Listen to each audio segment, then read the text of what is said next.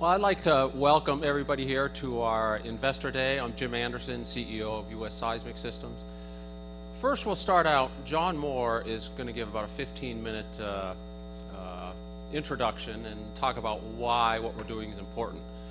But, you know, all you guys know, this is sort of like an investor thing, and one of the things we have to do with all these things is a safe harbor statement.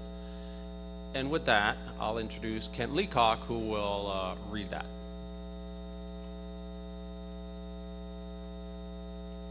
Hi, I'm Kent Leacock, in charge of external affairs for Acorn Energy, and I guess normally the attorney read that, but she's back east holding down the fort, so I will get through this as quickly as possible. I know most of you have either read it or heard it a million times.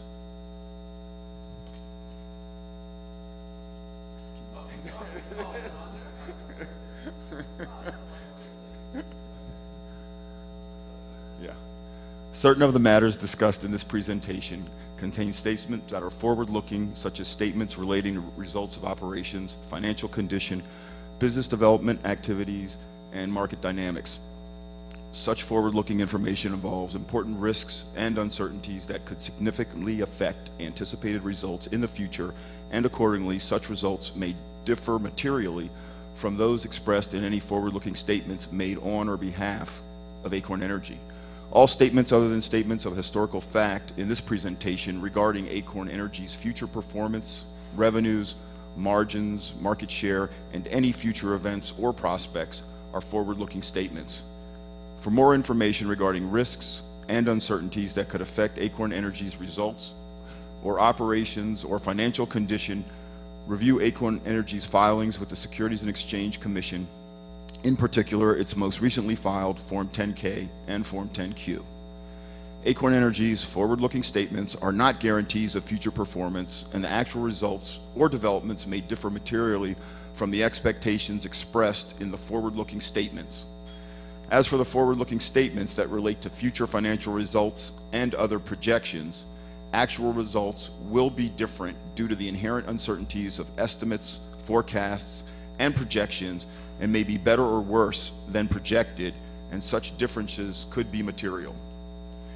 Acorn Energy undertakes no obligation to update or revise any forward-looking statements, whether as a result of new information, future events, or otherwise.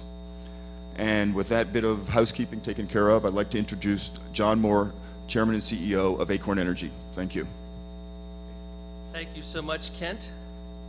And thank you all for taking time out of your busy schedules to visit with us here today in Los Angeles. So we appreciate your investing your valuable time and to learn more about Jim and how he and his team are helping to create shareholder value. Everybody, including me, is here to hear Jim tell us more about his technology and how he's going to help us change the world of energy for the better. But I'd like to take just a few moments to give you some perspective on Acorn Energy's relative performance in the stock market versus our peers and why we're so excited about the future of U.S. Seismic. So it has not escaped the attention of any of the people in the room today that our stock has performed well in the past year. But you may not have noticed how well it's performed relative to PBW, the Wilder Hill Clean Tech Index. So the Clean Tech Index is down 50% and our stock is up almost 200%. So first, I'd like to say that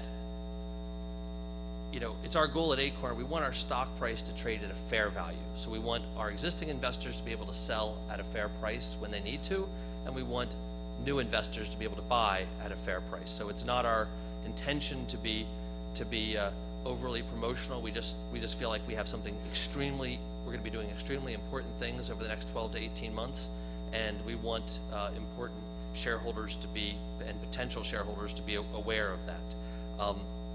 But second, I think the stock price is a valuable reflection, and particularly its contrast to the Wilder Hill Clean Tech Index, of why basically our different perspective. So, and the difference between the physical world of energy and the digital world of energy, so that we're helping to pioneer. So most clean tech companies and their investors have the perspective that there are good and bad forms of energy. That's actually what we're being told by Washington and by the media, that they believe that we need to fundamentally change the physical world of energy to solar, wind, and biofuels, which are scarce and expensive, so energy can become cleaner. At Acorn, we believe that the lowest cost, lowest risk, highest return investment activity that we can have is making our energy infrastructure smarter through digital technologies, and that so that we can make our existing fuel sources cleaner, cheaper, safer, and more reliable. So we think that perspective is a huge off-balance sheet asset. We also believe that there's no capital-light business models for energy at scale. Therefore, we're in the business to bring these economies of connection enabled by the digital revolution to existing energy suppliers to help them get more from what they've already got. We think that is the winning strategy in the energy business. Get more from what you've already got. The number one use of energy in the world is the extraction, refining, and distribution of energy, and we can harvest that. We can reduce that those losses. So most of you know that I'm a student of history, and to succeed as an investor, I want to understand what are the forces out there that are shaping the world. And I believe that the most profound technological discovery of the past century was the discovery of quantum mechanics by Max Planck, Niels Bohr, and Albert Einstein. They established a new world of understanding about the way that light interacts with atoms. And that understanding led to the development of affordable and almost free information storage and processing and instant free communication. It's kind of interesting statistic that more people today, our need to communicate is even more important than arguably health, that there are more people today with access to cell phones than with access to clean water. So connectivity is an incredibly powerful force in our society. So the impact and gathering speed of this revolution has been astonishing and incredibly relevant to our investment thesis in US seismic, because we're harnessing the power of lasers and the processing power and falling cost of computers to improve the imaging of oil and gas reservoirs. So consider in 1948, Bell Laboratories invented the transistor. And in 1954, just 6 years later, you could buy a transistor radio.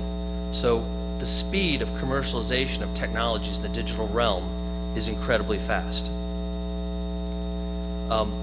So the current state of the art, so products in the digital world can be quickly brought to market. 1960, the laser was invented, 1960. In 1965, Gordon Moore predicted that the number of transistors that you could put on an integrated circuit would double every year. And just to contrast the difference in the speed between the physical world and the digital world, in 1970, if you had a battery that could hold a charge for 1 hour, if that battery obeyed the laws of Moore's law, this doubling of transistors every year, that a battery today could hold a charge for 100 years. So clearly, the digital world is vastly outpacing that of the physical world, and we think that is reflected in this difference between the Clean Tech Index and Acorn Energy's strategy. So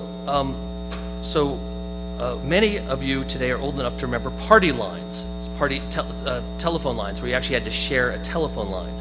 And I recall in 1987 when my boss's secretary tried to use Prodigy to make a reservation for a airplane reservation for my boss. It cost $500.